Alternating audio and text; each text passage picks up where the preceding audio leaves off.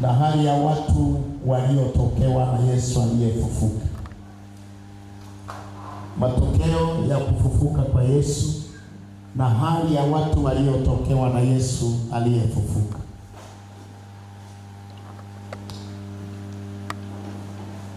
Kufufuka kwa Yesu, matokeo yake.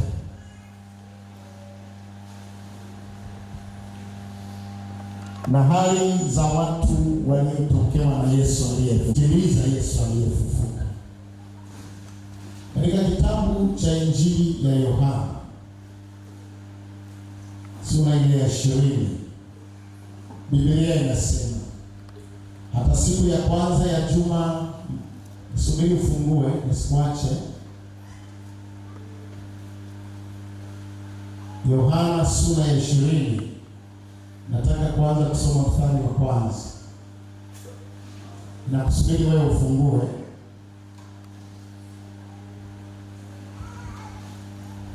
Nataka kuzungumza matokeo ya kufufuka kwa Yesu na hali za watu waliokutana na Yesu aliyefufuka. Hali za watu walioonana na Yesu aliyefufuka. Hali za watu waliotokewa na Yesu aliyefufuka. Biblia inasema katika mstari wa kwanza, hata siku ya kwanza ya juma, Mariamu Magdalena alikwenda kaburini alfajiri kungali giza bado, akaliona lile jiwe limeondolewa kaburini. Basi akaenda mbio akafika kwa Simoni Petro na kwa yule mwanafunzi mwingine ambaye Yesu alimpenda, akawaambia, wameondoa Bwana kaburini, wala hatujui walikomweka. Basi Petro akatoka na yule mwanafunzi mwingine, wakashika njia kwenda kaburini. Wakaenda mbio wote wawili, na yule mwanafunzi mwingine akaenda mbio upesi kuliko Petro. Akawa wa kwanza kufika kaburini, akainama na kuchungulia, akaona vitambaa vya sangu vimelala, lakini hakuingia. Basi akaja na Simoni Petro, akaingia ndani ya kaburi, akavitazama vitambaa vilivyolala, na ile leso iliyokuwa kichwani pake haikulala pamoja na vitambaa, bali imezongwazongwa mbali mahala pa peke yake. Basi ndipo alipoingia naye yule mwanafunzi mwingine aliyekuwa wa kwanza kufika kaburini, akaona na kuamini, kwa maana hawajafahamu bado andiko ya kwamba imempasa kufufuka. Basi wale wanafunzi wakaenda zao tena nyumbani kwao, lakini Mariamu alikuwa akisimama karibu na kaburi nje yake analia. Basi akilia hivi, aliinama na kuchungulia ndani ya kaburi, akaona malaika wawili wenye mavazi meupe wameketi, mmoja kichwani na mmoja miguuni, hapo ulipolazwa mwili wake Yesu. Nao wakamwambia, mama, unalilia nini?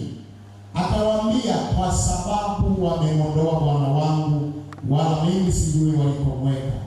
Naye akiisha kusema hayo, akageuka nyuma, akamwona Yesu amesimama, asijue ya kuwa ni Yesu. Yesu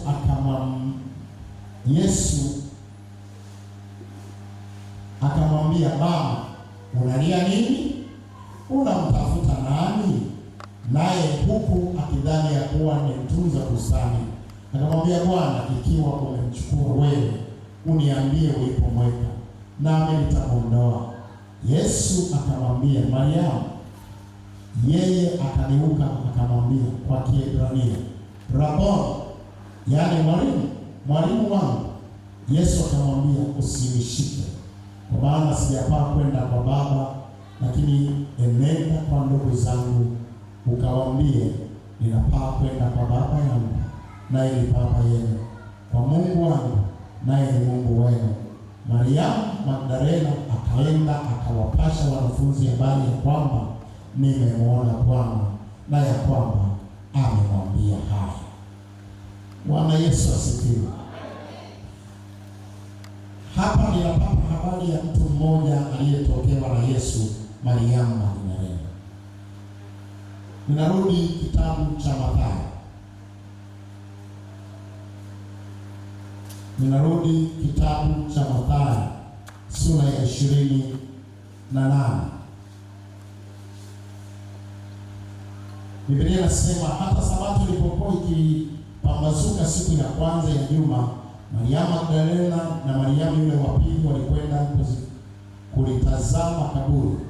Tazama, palikuwa na tetemeko kubwa la nchi, kwa sababu malaika wa Bwana alishuka kutoka mbinguni, akaja akaliviringisha lile jiwe, akalikalia. Elezo ya tofautisha maelezo ya Mathayo na ya Yohana. Nataka nikupe akili kidogo. Tofautisha maelezo ya Mathayo na Yohana. Yohana hazungumzii juu ya tetemeko. Yohana hazungumzii maajabu ya kimbingu yaliyotendeka wakati wa kufufuka kwa Yesu. Kuna kitu ameconcentrate kukieleza. Utanisikiliza, utanielewa. Huyu Mathayo anasema, natazama palikuwa na tetemeko kubwa la nchi, kwa sababu malaika wa Bwana alishuka kutoka mbinguni, akaja akaliviringisha lile jiwe. Maelezo ya Yohana juu ya malaika, wamekaa tu kaburini, hakuna alichoeleza watoto. Lakini Mathayo anaongelea hilo. Na sura yake ilikuwa kama umeme, na mavazi yake meupe kama theluji. Na kwa kuogopa wale walinzi wakatetemeka, wakawa kama wafu. Anazungumza utisho wa kimbingu kaburini. Lakini Yohana havioni hivi, havisemi. Kuna sababu ya msingi. Malaika akajibu akawaambia wale wanawake, msiogope ninyi, kwa maana najua ya kuwa mnamtafuta Yesu aliyesulubiwa. Hayupo hapa, kwani amefufuka kama alivyosema. Njooni mpatazame mahali alipolazwa. Nanyi enendeni upesi mkawaambie wanafunzi wake, amefufuka katika wafu. Tazama, awatangulia kwenda Galilaya, ndiko mtakakomwona. Haya nimekwisha waambia. Wakaondoka upesi katika kaburi kwa hofu na furaha nyingi, wakaenda mbio kuwapasha wanafunzi wake habari. Na tazama Yesu akakutana nao akisema, salamu. Wakakaribia, wakamshika miguu, wakamsujudia. Kisha Yesu akawaambia, msiogope, enendeni mkawaambie ndugu zangu waende Galilaya, ndiko watakakoniona. Na wale walipokuwa wakienda, tazama, baadhi ya askari waliingia mjini, wakawapasha wakuu wa makuhani habari za mambo yote yaliyotendeka. Wakakusanyika pamoja na wazee wa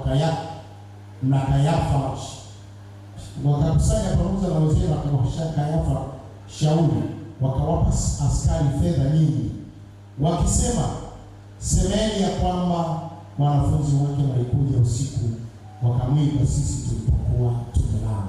Nimepata watu aina kama mbili huku waliotokewa na Yesu.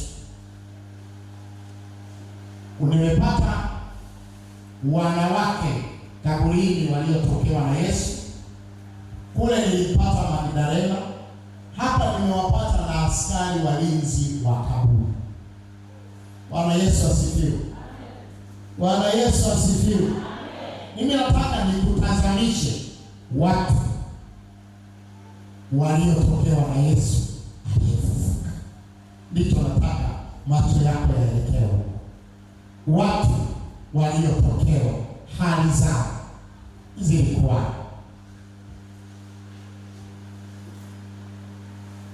Moja, andika hivi: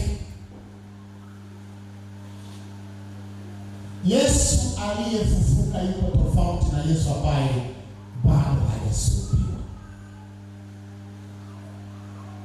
Yesu aliyesulubiwa halingani na Yesu aliyefufuka. Malaika ametumia Kiswahili au maelezo mazuri kwamba ninyi bado mtazamo wenu na mioyo yenu na hali zenu ziko kwa macho yenu bado yana kumbukumbu ya Yesu aliyesulubiwa. Bwana ndiye anambia, msiogope, maana ninajua mnatafuta Yesu aliyesulubiwa. Msiogope, msijisikie vibaya. Hali zenu, mitazamo yenu, ufahamu wenu bado na kumbukumbu ya Yesu aliyesulubiwa.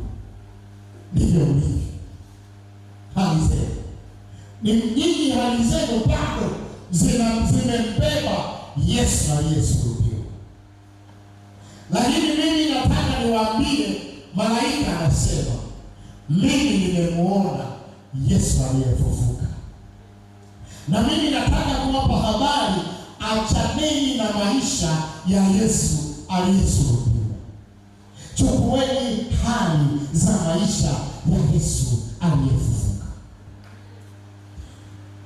Yohana, tofauti na waandishi wote wa Injili, Mathayo ameeleza umeme, mwanga kaburini, tetemeko kaburini, utisho, malaika anayemetameta kama umeme amelishika jiwe akaliviringisha.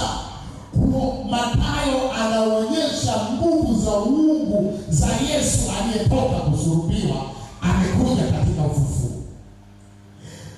Yohana hataki kuzungumzia hayo, aidha kwa sababu sio kwamba Yohana hakuyaona hayo. Sababu ya Yohana, kitabu chake chote kuanzia mstari wa kwanza kimezungumzia uungu wa Yesu. Hivyo haoni sababu tena, haoni mapungufu tena ya kumdhihirisha Yesu kwamba ni Mungu kamili. Anaona kuanzia sura ya kwanza yote amemdhihirisha Yesu kwamba ni Mungu. Sasa hapa haoni haja, anafuatilia maisha, mabadiliko, mguso wa maisha ya watu baada ya Yesu kufufuka. Hicho ndicho anakifuatilia Yohana, watu ambao wamekutana na Yesu ambaye yuko hai baada ya kushinda mauti. Haleluya! Hapo ndipo anachozungumza na somo lake kubwa. Kuna watu Yohana amewaorodhesha, siwezi kusoma, muda utaniishia. Ameanza na Mariamu Magdalena ambaye ameumizwa baada ya kufika kaburini na kukuta sanda tu na kaburi liko wazi. Maumivu yake ni zaidi ya kufiwa na Yesu. Anahitaji angalau Yesu aliyekufa, angalau apate na kaburi la Yesu wake. Lakini baadaye anatokewa na Yesu mwenyewe. Haleluya, haleluya, haleluya. Anafika mahala yeye ameridhika na kubaki na kaburi la Yesu. Lakini sasa kaburi lenyewe aliona ni kaburi lisilo na faida. Yesu mwenyewe hayumo, ni kaburi tupu lenye sanda za Yesu. Akaona hili halitanisaidia, anatamani awe na kaburi ambalo Yesu yumo ndani. Na Yesu anamwambia, na malaika anamwambia hapana.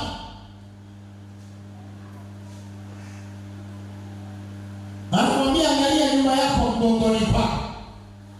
Anageuka, anamuona Yesu mwenyewe. Anamwita Mariamu. Anashangaa, anataka kumkumbatia kwa furaha.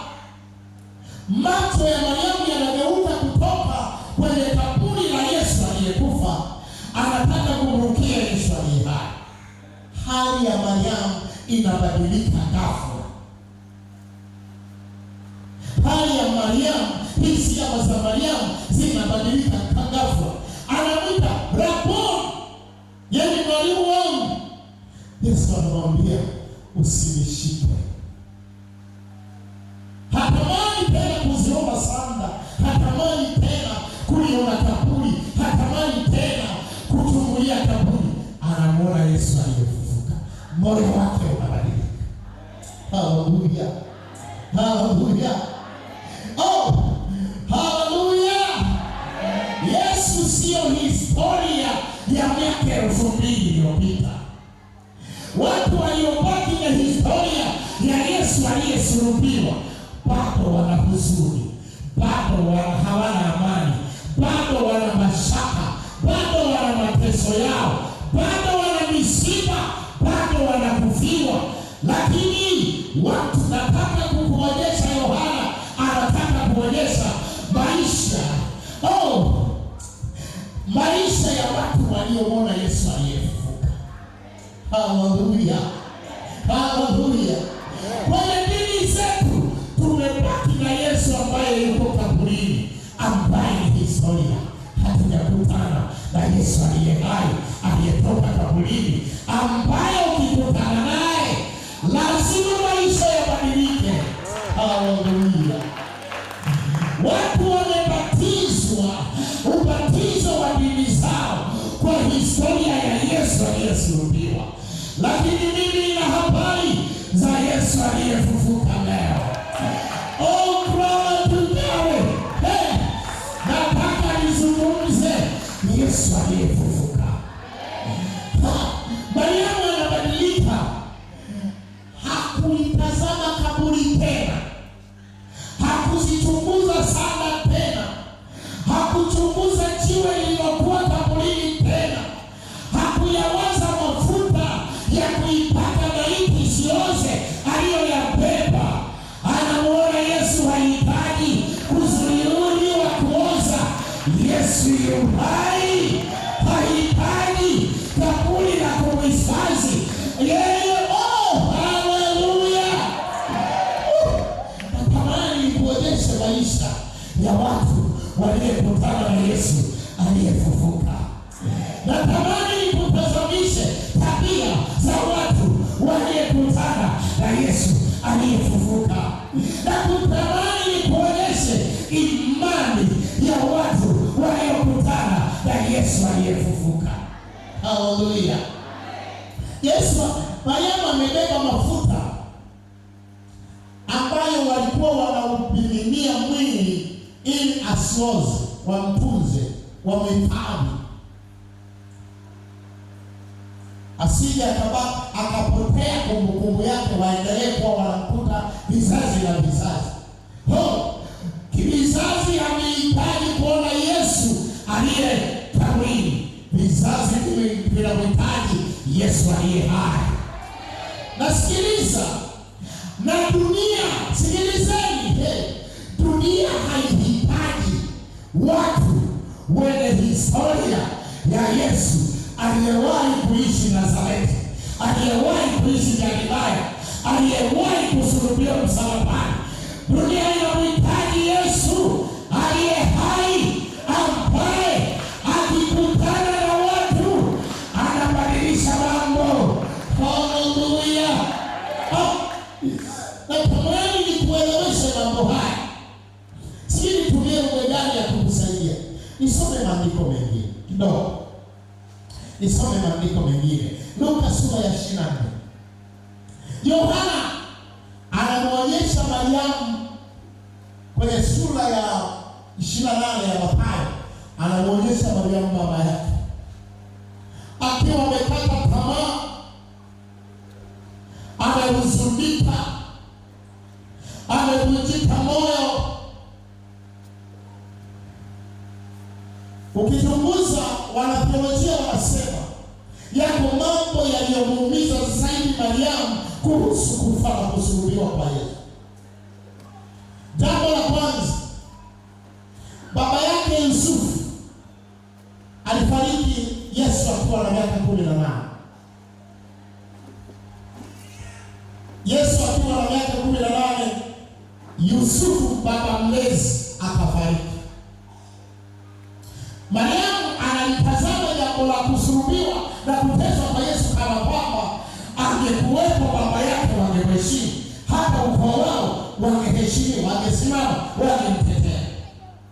Lakini amefiwa na baba, hana wa kumtetea, na baba zake wadogo na baba zake wakubwa wamempelekeza, na yeye anajiona ni mjane mwenye huzuni, ambaye angalau mtoto wake wa kwanza wa kiume alikuwa amefika miaka 33, aanze kuona kuna baba kwenye familia yake.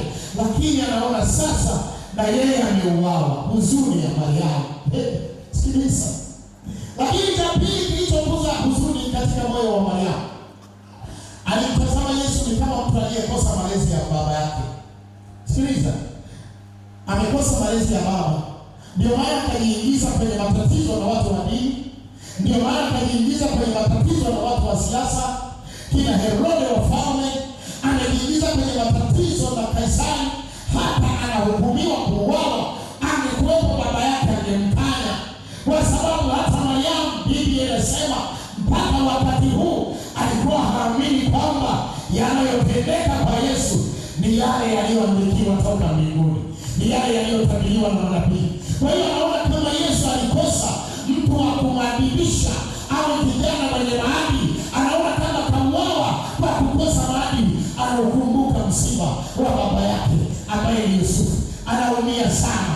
Lakini anapokutana na Yesu aliyefufuka, ambaye pamoja na kuuawa na wauaji wapo, Mariamu anamwona Yesu, anaona kumbe bado yeye sio mkosaji, yeye sio mwenye hatia, sio mtu aliyepoteza maadili, sio mtu aliyekosa malezi. Ametembea katika makusudi ya baba yake aliyotuma chini ya jua, na ndio maana baba yake amekuja kudhibitisha na kumdhihirisha ya kwamba Yesu sio mtu aliyekosa malezi, sio mtu aliyekosa dini, sio mtu aliyekosea dini wala serikali, ila mbingu zinamthibitisha ya kwamba ameyatimiza mapenzi ya baba yake. Mungu ameshuka kumthibitisha.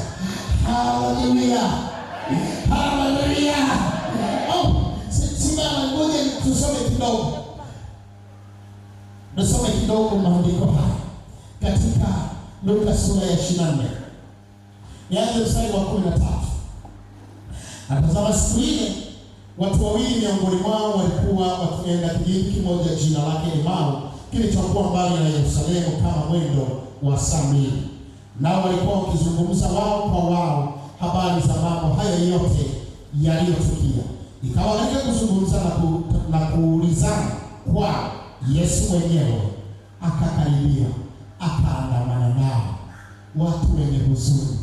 Nisikilize, waliopoteza matumaini wanatafuta maficho kwa sababu Yesu ameuawa, wanatafuta pa kukaa, na wana taarifa ya kwamba kuna habari zimechanganya. Wanasema kaburi haipo.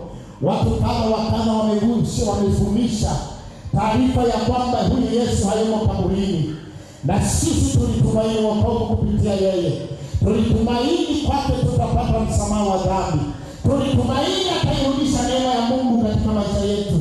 Wanazungumza, wanaongea. Andika kitu cha kwanza hapo. Andika pointi muhimu hapo.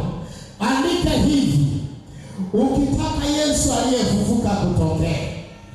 Haleluya, haleluya. Ukitaka Yesu aliyefufuka kutokea, zungumza vizuri juu ya utu wake, zungumza vizuri juu ya mpango wake, zungumza juu ya wema wake, zungumza na tafakari, ujaze moyo wako na mawazo yako juu ya wema wa Yesu Kristo. Wakati wanatembea wanaambia, yani alikuwa anaponya magonjwa yetu.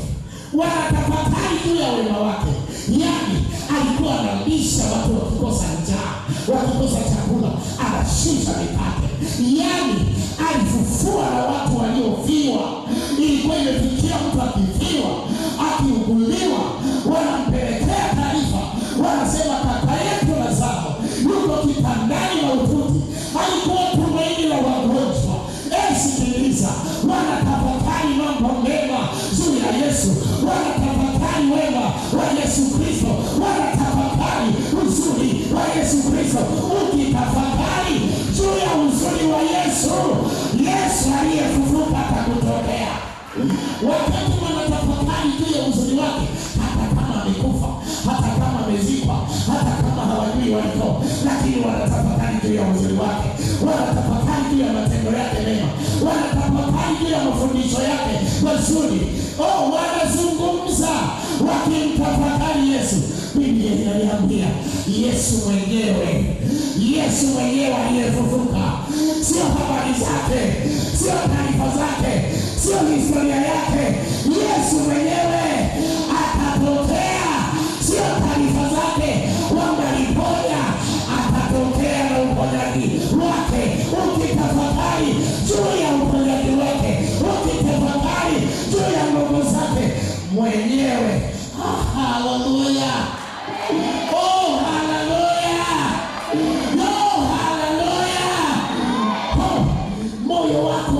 utangaze matendo mema ya Yesu, habari njema za Yesu, maneno mazuri ya Yesu. Wakati wanatafakari, wanalaumu kusulubiwa kwake, wanalaumu kupotea kwake kaburini, wana hofu.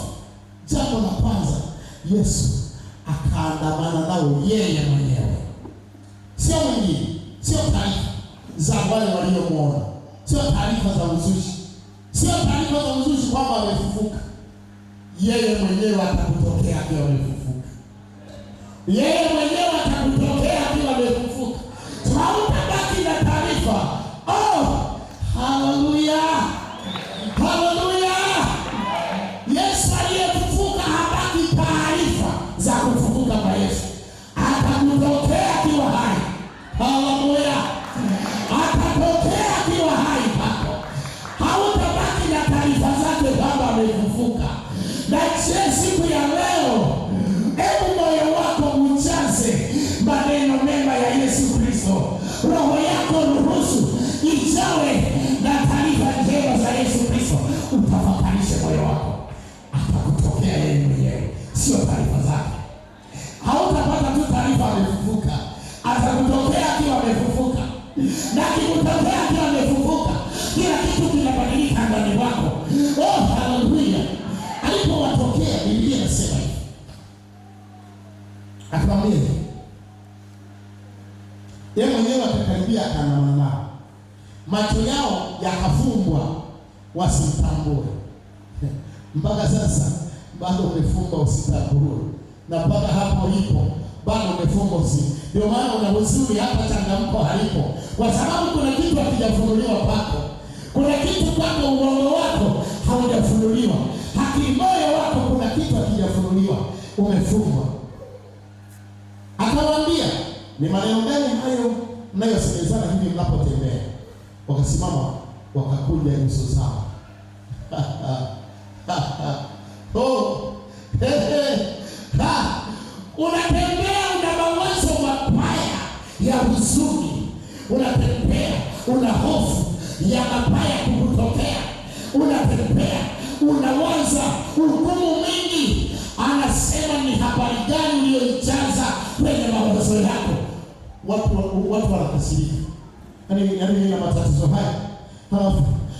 haya, alafu wananiuliza hivi kweli? Yaani hajui hali ya hofu hiyo ikumba jiji la Yerusalemu. Yesu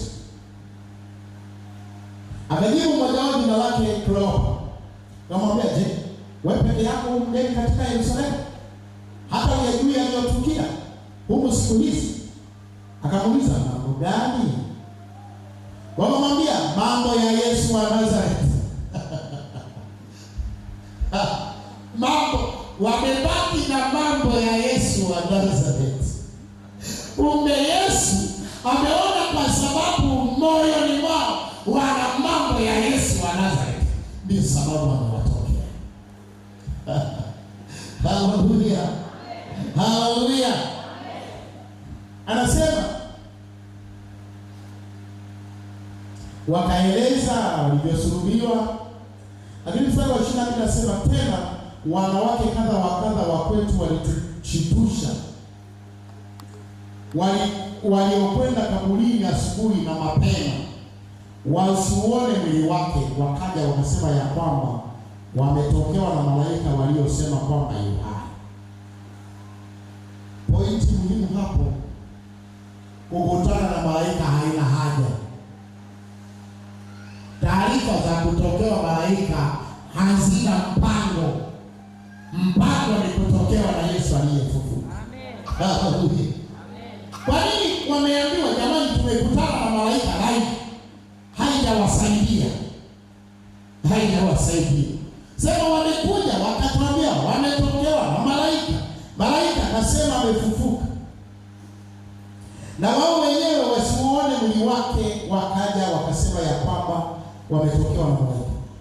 Na wengine waliokuwa pamoja nao walikwenda kaburini wakaona vivyo hivyo, kama wale wanawake walivyosema, ila yeye hawakumuona. Pointi hapo ni kutokewa na Yesu aliyefufuka. hatuhitaji kumwona malaika, hatuhitaji kuona umeme anaosema Mathayo, hatuhitaji kuona tetemeko. Tunamtaka Yesu aliyefufuka. Yesu aliyefufuka. Ona, wametokewa na malaika, hakuna kilichobadilika. Umetokewa na malaika, hakuna kilichobadilika. Na shetani lao na huzuni yao, anasema yeye mwenyewe hawakumuona. Mstari wa 28. Wakakaribia kile kijiji walichokuwa wakienda, naye alifanya kama anataka kuendelea mbele. Wakamshawishi wakisema, kaa pamoja nasi, kwa kuwa kumekutwa na mchana unakwisha. Akaingia ndani kukaa nao. Ikawa alipokuwa ameketi nao chakulani, alitoa mkate, akaubariki, akaumega, akawapa. Yakafunguliwa macho yao, wakamtambua, kisha akatoweka mbele yao. Hawa sasa nao wawili wametokewa na nani? Wametokewa na nani? Sio Yesu. Wametokewa na nani? Huyu ni Yesu aliyefufuka. Sio Yesu. Usitokewe na Yesu. Tokewa na Yesu aliyefufuka. Achana na Yesu. Tokewa na Yesu aliyefufuka. Yesu mwingine nimeingilizwa msalabani mpaka leo watu wanategemea kuliko kufa. Hamina mpango. Tunataka Yesu aliyefufuka. Achana na Yesu. Yesu aliyefufuka. Sasa nataka niwapatie hao watu wawili. Sawa?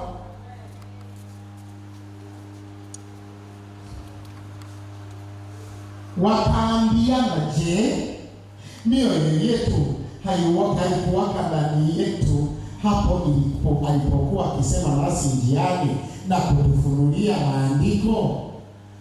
Jambo la kwanza kabisa kwa hawa watu, mioyo yao ikawaka. Mioyo yao ikawaka. Mioyo ikafufuliwa matumaini. Neno hili kuwaka, matumaini yakalipuka ndani yao. Mbona hatukujisikia ujasiri aliyokuwa ayaelezea maandiko? Hatukusikia mioyo yetu kulipuka? Mbona alipojitambulisha kwa kutulisha mkate kilia Yerusalemu kwa hofu ya Wayahudi? Wamekimbilia kijijini, wamehama mjini.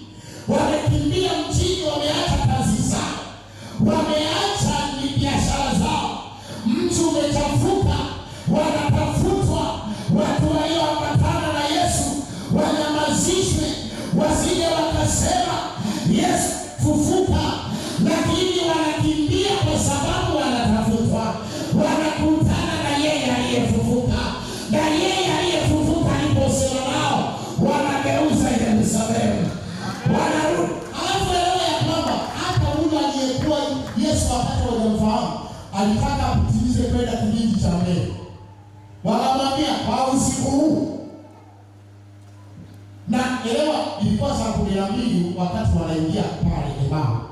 Yesu anataka kwenda masaa mawili tena mbele.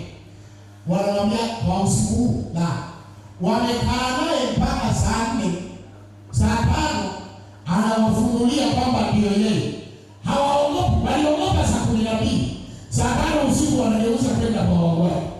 Wanageuza kule wanaposapa. Hali za watu waliokutana na Yesu aliyefufuka. Mioyo ya watu waliokutana na Yesu aliye hai. Hawaogopi chochote kuhusu Yesu wao. Jambo la pili na la tatu hapo, Biblia inasema wakaenda nyumbani kwa wale wanafunzi wenzao. Mtu aliyekutana na Yesu aliye hai kujiunga pamoja na kanisa, hupenda kukusanyika pamoja na kanisa, hupenda kukusanyika na watu walio wenye taarifa za Yesu aliye hai. Wakasema moja, walikushuhudia wao wamekutana na malaika, hawakumuona Yesu mwenyewe. Sisi tunawapelekea ushuhuda ulio hai, sio taarifa za malaika. Sisi tumekutana naye. Wakaenda, wamechoka usiku, hawakusikia uchovu tena wala hofu ya usiku, wakakimbia wakawagombea, Mungu wewe Bwana tunaye. Unajua walipofika pale hawakuambia tumemwona, wanasema tunaye. Sasa hawa wasingefungua, wasingesema neno hili, kwa sababu usiku wanaogopa kukamatwa. Wamejifungia, Biblia inasema milango wameifunga, wako ndani. Wanasema Bwana huyu tumekutana naye. Watu wakafungua, wakaambia yu hai. Haleluya. Wakamwambia yu hai. Hawambii malaika ametukuta. Sikiliza, Yesu yu hai. Yesu sio historia. Yesu sio taarifa. Haleluya. Natamani nikubadilishie mawazo yako. Natamani nibadilishe imani yako. Nimekutana na Yesu aliye hai. Na ishara ya kwamba nilikutana naye, nilikuwa na magonjwa akayaondoa, niliweza kuiondoa. Sumu iliyokuwa madaktari wanasema atakufa, hatavuka wiki mbili. Nikakutana na Yesu aliye hai. Yesu aliye hai akakauza. Yesu aliye hai huleta mabadiliko ndani ya chochote. Ukutana na hitaji la mtu moja kwa moja, habaki na taarifa mwenye hitaji. Mwenye hitaji habaki na taarifa ya kwamba amefufuka. Mwenye hitaji kupokea majawabu yake. Haleluya. Ruhusu moyo wako leo, ruhusu leo, ruhusu maisha yako leo, ruhusu akili yako leo, ruhusu roho yako leo ipokee Yesu aliye hai. Yesu aishi. Yesu aliye hai. Yesu aliyefufuka.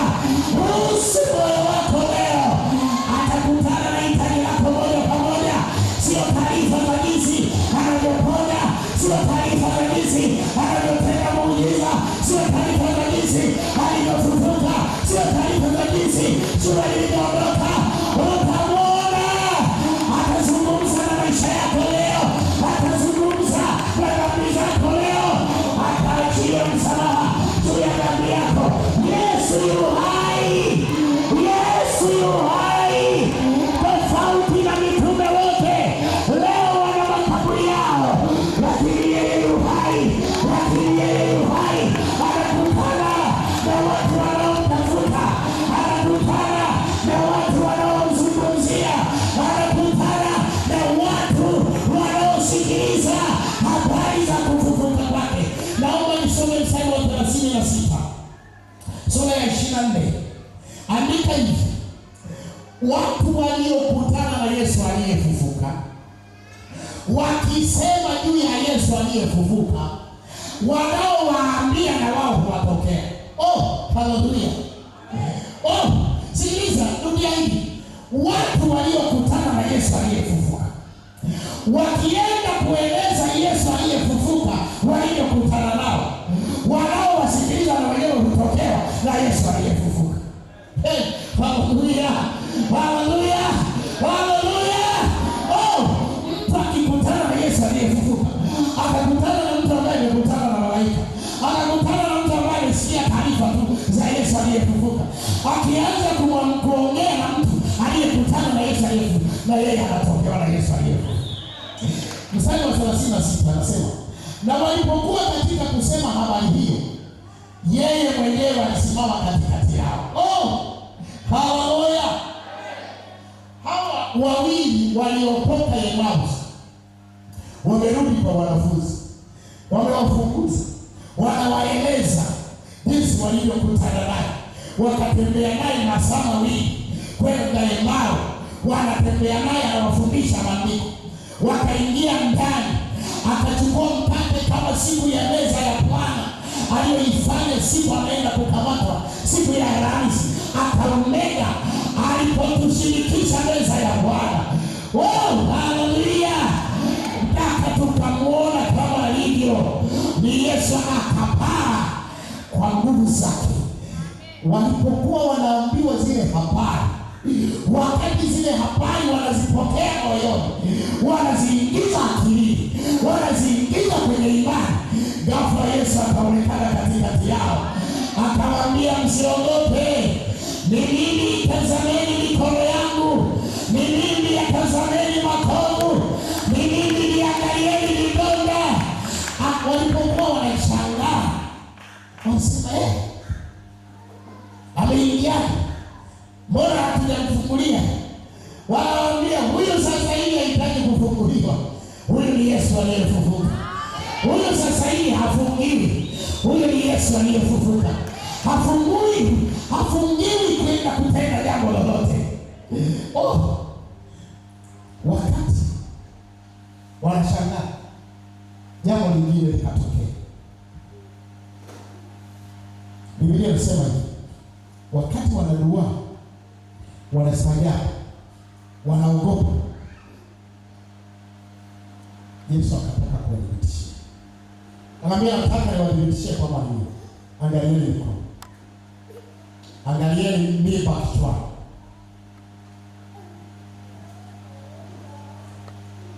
Anambia, je, roho ina mwili?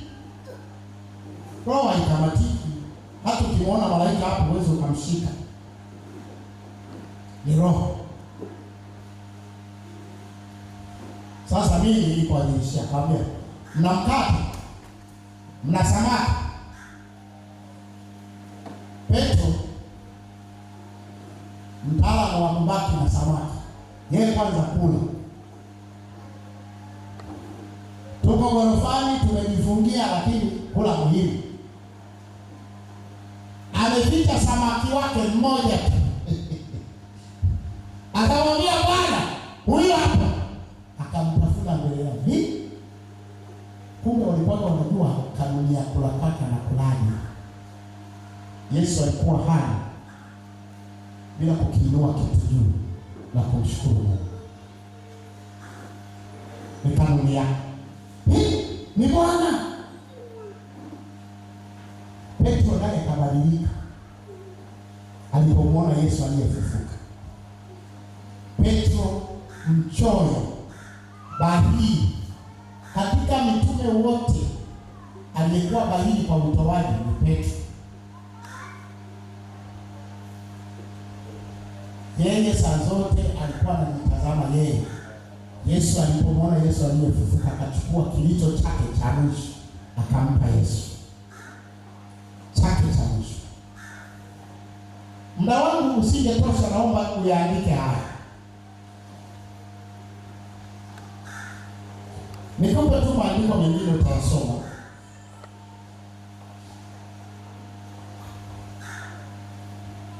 Luka 20:45. Unaweza kuanzia mstari wa 30 mpaka 45.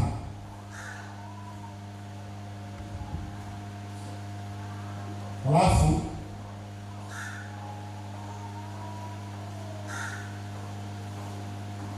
Mathayo 28:1 hadi 14 na Yohana 20:11 hadi 18. Sisoma. Andika mambo haya. Mtu aliyekutana na Yesu aliyefufuka, kitu cha kwanza, moyo wake hujaa furaha. Moyo wake hujaa furaha. Biblia inasema wakarudi kwa furaha kwa wanafunzi wake, wakawapasha habari. Wale wanawake wawili baada ya kutokewa na Yesu aliyefufuka, huzuni yao ikabadilika kuwa furaha.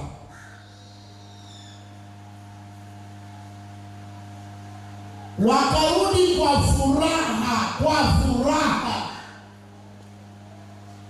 Maisha ya mtu aliyekutana na Yesu aliyefufuka, hata kama hajaolewa, amejaa furaha.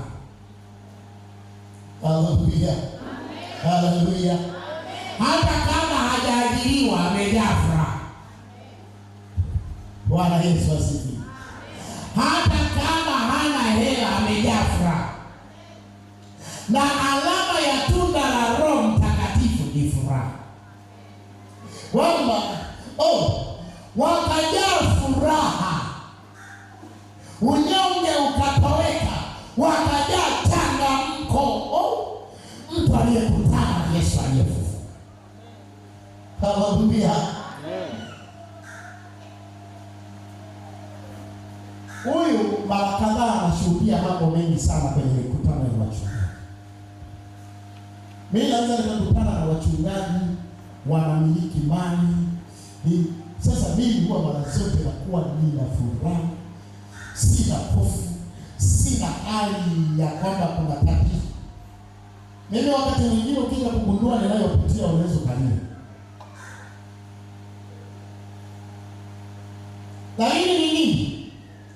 Nilikutana na Yesu aliyefufuka. Haleluya. Nimekutana na Yesu. Kwa nini ni furaha? Kwa nini inatokea furaha? Hivi hata wewe toka dunia imeumbwa, hakuna mtu amewahi akafa akarudi. Hakuombewa na nabii. Hakufufuliwa na Mungu. Sio leo nikisema hivi. Ametoka kwa uwezo wake mwenyewe. Haleluya. Yaani kwa mara ya kwanza mtu ambaye amekufa halafu akapigana na kifo, akamwambia kifo, tulia hapa, mimi naondoka. Na kifo sasa ana alama ya kukitawala, hakimsumbui tena, hakimgusi tena, hakimuwezi tena.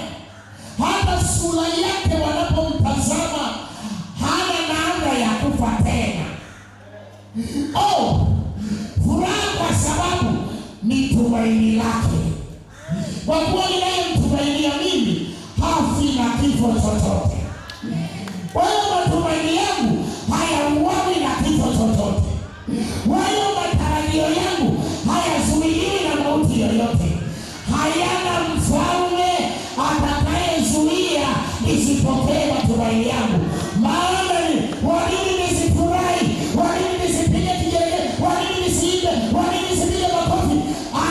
Ninayemtumaini yu hai, hazuiliwi na chochote. Haleluya. Haleluya. Lakini cha pili, furaha bali kwa hiyo wanatawaliwa na furaha. Cha pili, wanapokea ujasiri. Kina Petro waliambiwa hivi wakati aliuawa, anapelekwa kwenye mashtaka. Bado hajapelekwa kwa Kayafa, yuko kwa Anasi, kuhani msafi. Petro anahojiwa pale kwa Anasi, na wewe ulikuwa pamoja naye. Mwambie unikome, usinizomee. Unanifananisha mwehu wewe. Sasa tumia unawaziri. Sasa mtu unawaziri. Chizi wewe. Mimi naweza kufanana na wanafunzi wa Yesu.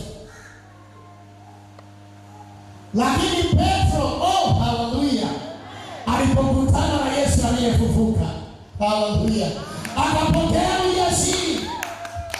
Haleluya. Haleluya. Akapokea ujasiri. Anaweza kuwauliza hivi ninyi wana sura ya 4 anapigwa marufuku, tunawaambia marufuku msihubiri tena kwa jina la huyu Yesu, wala kutaja habari za kufufuka kwake. Anaambia mnakiri timamu mambo ambayo tuliyaona kwa macho yetu, jicho yetu limeyaona, tunawezaje kunyamaza? Aliyemwona Yesu aliyefufuka hutamani kusema Yesu anaokoa, Yesu anasamehe dhambi, Yesu anaponya, Yesu uhai, Yesu atarudi. Hanyamazishwi aliyemwona Yesu aliyefufuka. Hata angekuwa mgonjwa, humnyamazishi kwa ugonjwa. Atakwambia Yesu ni Bwana, atakwambia Yesu ni Mungu. Hata ungemwekea upanga shingoni, atakwambia mnachinja mwili, Yesu ananipeleka mbinguni. Haleluya. Haleluya. Jamani, Yesu ametupa ujasiri kuiambia miungu yote si kitu, ila Mungu mmoja Yesu Kristo, yeye ndiye mwisho wa yote. Kuiambia imani zote si kitu, ila imani moja iliyo katika Kristo Yesu. Haleluya. Haleluya. Aliyekutana na Yesu aliyefufuka ni jasiri. Watu watatu nisiwaruke hapa. Askari waliomlinda Yesu ambao wameapa na kusaini kifo, mkataba wao Yesu asipokutwa pale na maiti yake wachinjwe. Wakamwona Yesu amefufuka, wakakutana naye akiwa amefufuka, wakasema ametoka kaburini, tunamwangalia hivi. Akaondoka, akatuangalia, akaondoka. Sasa mlikuwa mnafanya nini? Mmesizia? Tulikuwa macho.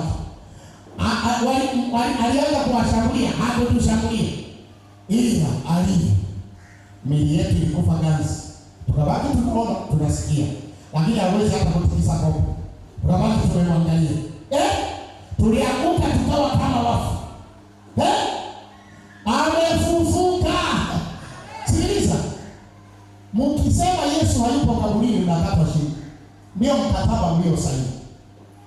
Lakini kwa sababu wamemuona aliyefufuka, wakasema amefufuka kwa ujasiri mbele ya wale walioingia nao mkataba. Ujasiri wa ajabu kwamba wakitukata lakini jamaa kafufuka. Wakituchinja yeye amewashinda, hawawezi kumchinja. Wakituchinja sisi yeye ataishi. Haleluya. Sikiliza, ukikutana na Yesu aliyefufuka hauogopi chochote. Wakaenda waambia John wazee, vipi bwana? Mnataka mpumzike tupange wengine au mnataka kuongeza mshahara tuwaongezee? Amna ya kulinda kaburi pale. Yeye mwenyewe katoka amefufuka. Amefufuka.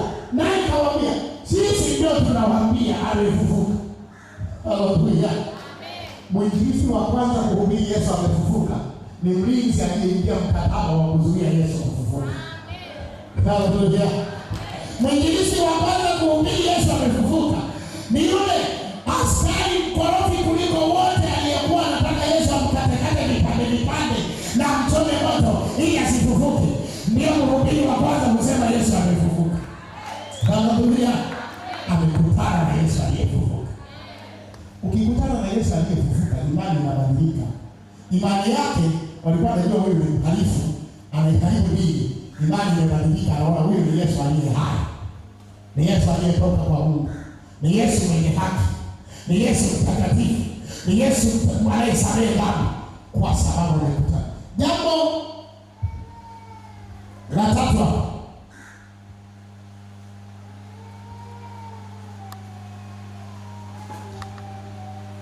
Ukikutana na Yesu aliyefufuka, unakuwa na ujumbe usioisha moyoni na kinywani.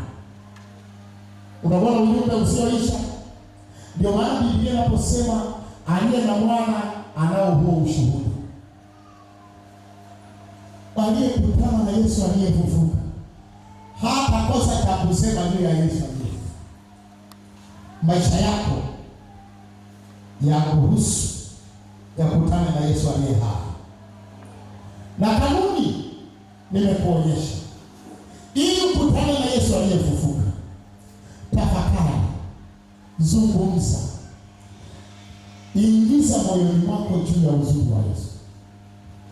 Nina maandiko kama matatu ambayo nimeshindwa kuyasoma. Hawa waimao walikuwa na tafakari jamani. Ili hao wanamhukumu Yesu. Kwanza kwenye harusi ya Kana alitengeneza divai. Watu wote wakaya. Hata watu hawamtetei. Watu wamemwacha tu anasulubiwa wakati alikuwa anawaishi. Wale alilisha watu 5,000 wanaume bila kuhesabu wanawake na watoto. Leo wote hawaangalii Yesu. Huyu Yesu mzuri kama analisha watu wote tu bila kujali ni kina nani analisha. Jamani. Yule mwanamke amekutana naye tu, yeye anapita zake,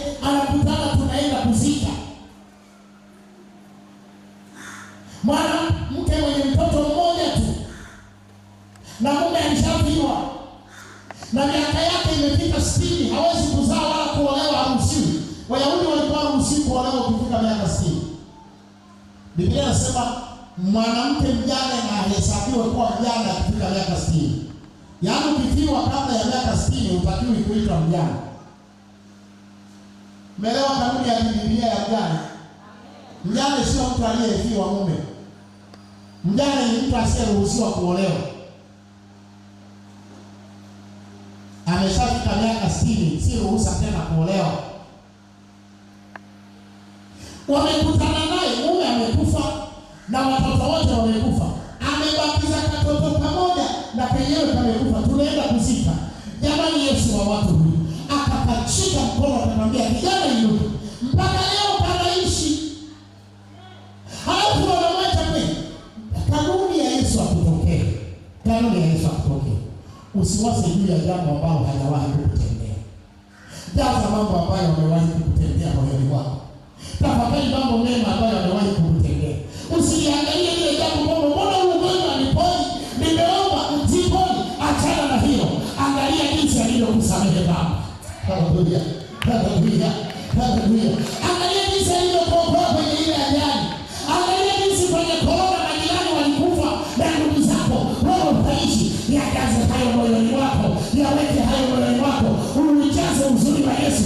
Utamuona Yesu anakutokea aliyefufuka. Simama kwa miguu yako. Haleluya. Haleluya.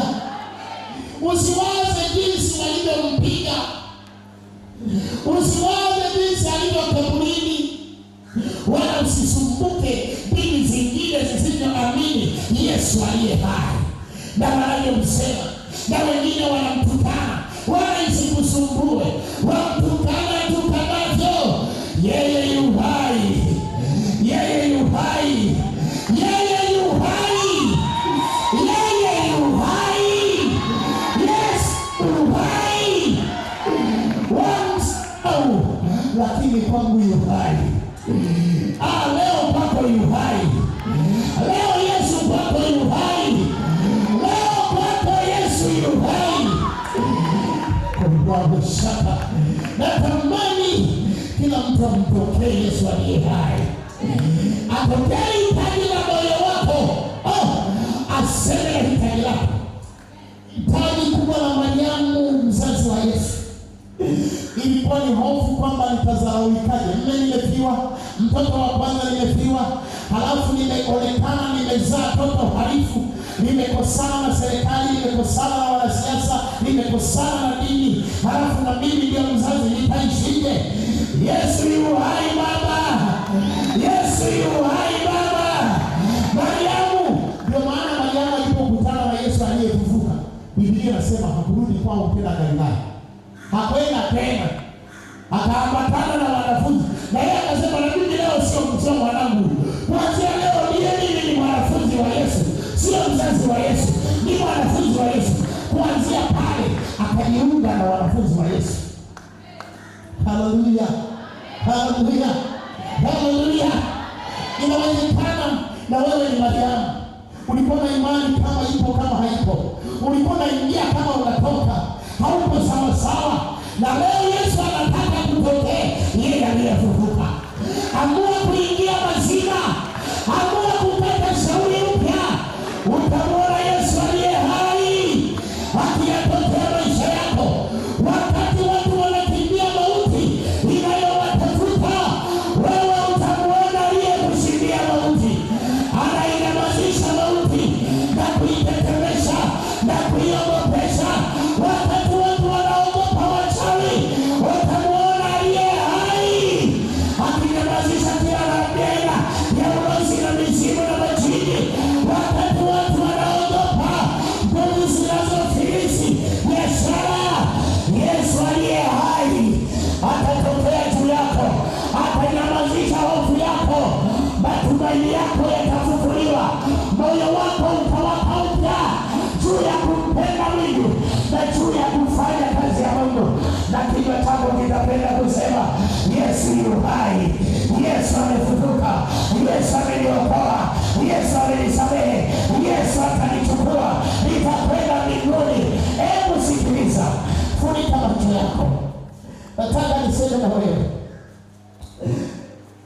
hebu jaza mambo mema uliyoyatenda Yesu, aliyokutendea msalabani, yajaze moyoni mwako.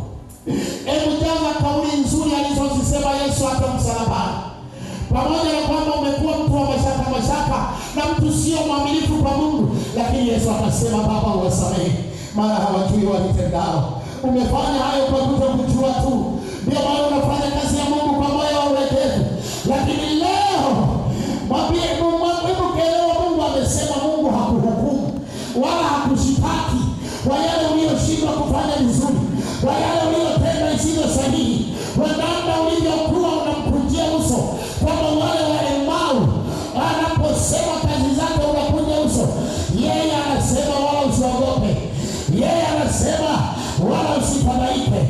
Leo anataka aanze maisha mapya ndani yako, aanzishe tumaini jipya ndani yako, aanzishe matokeo mapya ndani yako. Moyo wako wake kupokea mema yake, moyo wako wake, imani yako iwake kutendewa mema na yeye. Yes, roho shaka, moyo wako wake upya kupokea mema ya Mungu leo. Kabla hoshaka, wakati moyo wako umeinama, unaikimbia hofu, unaikimbia giza, unayakimbia mashaka, unayakimbia matisho.